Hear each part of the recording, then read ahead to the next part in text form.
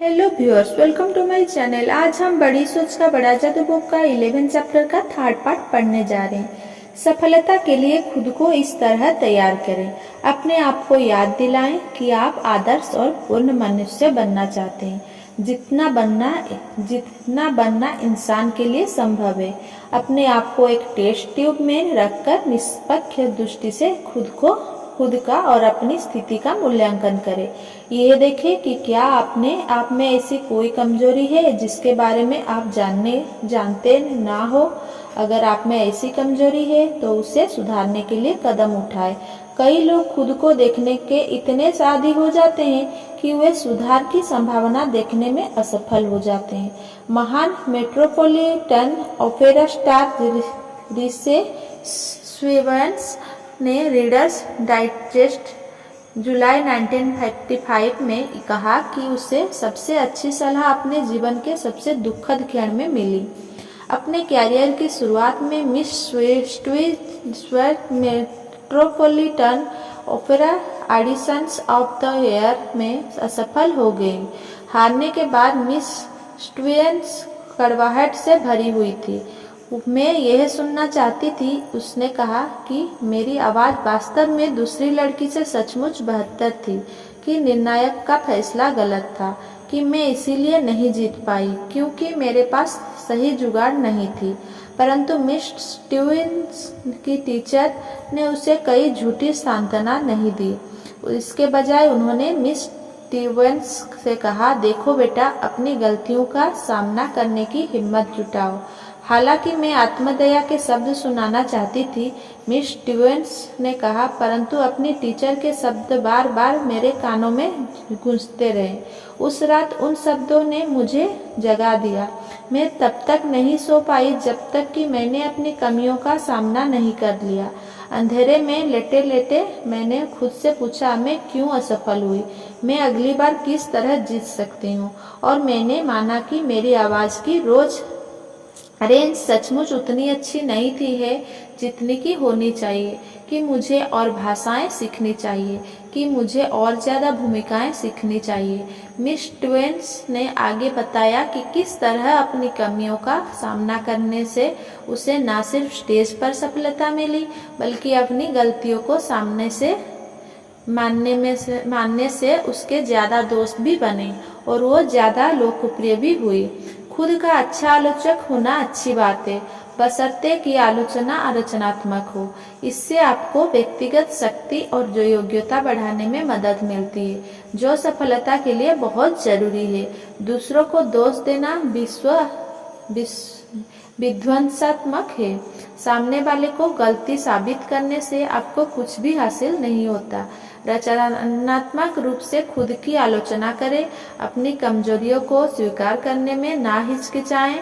सच्चे प्रोफेशनल बने, वे अपनी गलतियों और कमजोरियों को ढूंढते हैं, फिर उन्हें दूर करते हैं। इसी कारण वे सफल प्रोफेशनल बनते हैं। परंतु अपनी गलतियां सिर्फ इसीलिए ना ढूंढें ताकि आप खुद का सामने ये बहाना बना सके, ये एक और कारण है जिसमें मैं असफल होता हूँ। इसके बजाय अपनी गलतियों को इस तरह से देखें, ये एक और तरीका है जिससे मैं जीत सकता हूँ। महान अल्बर्ट हवार्ड ने एक बार कहा था, असफल व्यक्ति वो होता है जिसने बड़ी गलतियाँ की तो है, परंतु जो अपने अनुभव से कुछ नहीं सीख पाया। अक्सर हम अपनी असफलता के लिए किस्मत को दोष देते हैं।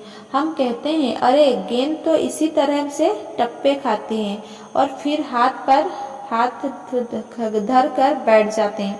परंतु जरा रुके और सोचे, गेंद की उछाल की भी कोई ना कोई वजह होती है। गेंद बिना कारण के यूं ही किसी दिशा में नहीं उछलती। गेंद का उछाल 3 कारणों से निर्धारित होता है। एक तो गेंद फिर जिस तरीके से इसे फेंका जाता है, और तीसरे जिस सतह से टकराती है। निश्चित भौतिक नियम गेंद की उछाल का कारण तय करते हैं। इसका किस्मत से कोई लेना देना नहीं होता।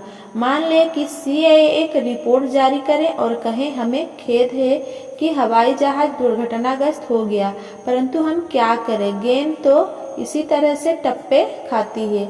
आप कहेंगे कि अब सीएए को बदल देना चाहिए, या अगर कोई डॉक्टर किसी रिश्तेदार से कहे, मुझे खेद है कि मैं उसे बचा नहीं पाया, मैं नहीं जानता कि ऐसा कैसे हुआ, ये तो किस्मत की बात थी।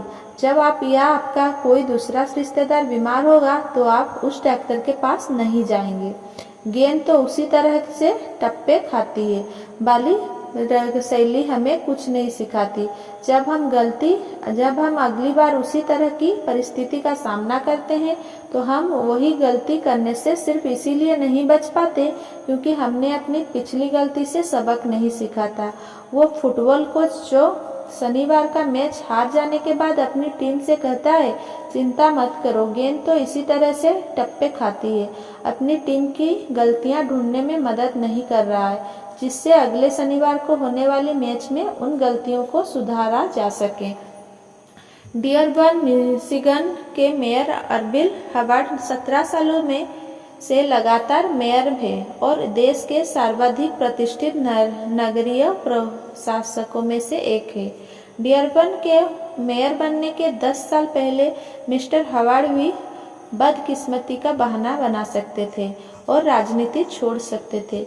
लगातार विजेता बनने के पहले अर्बिल हवार्ड 3 बार बदकिस्मत रहे थे क्योंकि उन्हें मेयर पद के लिए नामांकित ही नहीं किया गया था।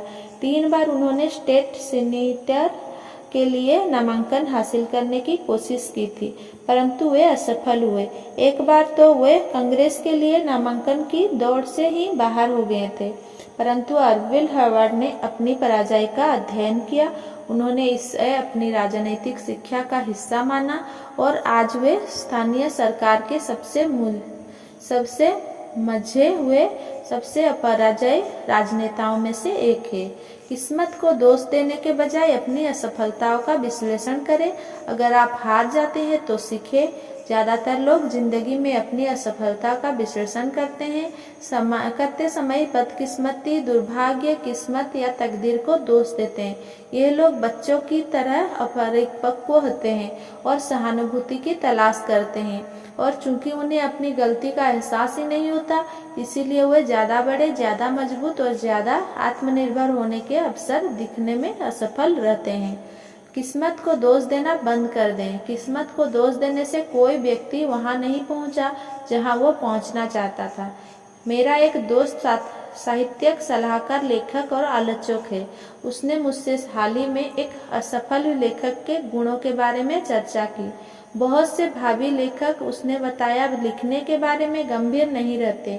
वे कुछ समय तक कोशिश करते हैं, परंतु जब उन्हें पता चलता है कि इसमें मेहनत करनी पड़ती है, असली काम करना पड़ता है, तो वे लिखना छोड़ देते हैं। मैं इन लोगों को नहीं झेल पाता क्योंकि ये लोग किसी शॉर्टकट की तलाश में रहते हैं, जबकि ऐसा कोई शॉर्टकट होता ही नहीं है। परंतु अगर उसने आगे कहा, मैं यह नहीं कहना चाहता कि केवल लगन ही पर्याप्त होती है। वास्तव में केवल लगन काफ़ी नहीं होती। अभी हाल में एक ऐसे व्यक्ति से मिला जिसने 62 कहानियाँ लिखी है, परंतु उसमें से एक भी नहीं छपी। स्पष्ट रूप से वो लेखक बनने के अपने लक्ष्य के प्रति लगनशील है, परंतु इस व्यक्ति के साथ समस्या ये है कि वो हर कहानी एक ही तरह से लिखता है। उसने अपनी कहानियों के लिए एक फॉर्मूला बना लिया है। वो अपनी सामग्री के साथ कोई प्रयोग नहीं करता।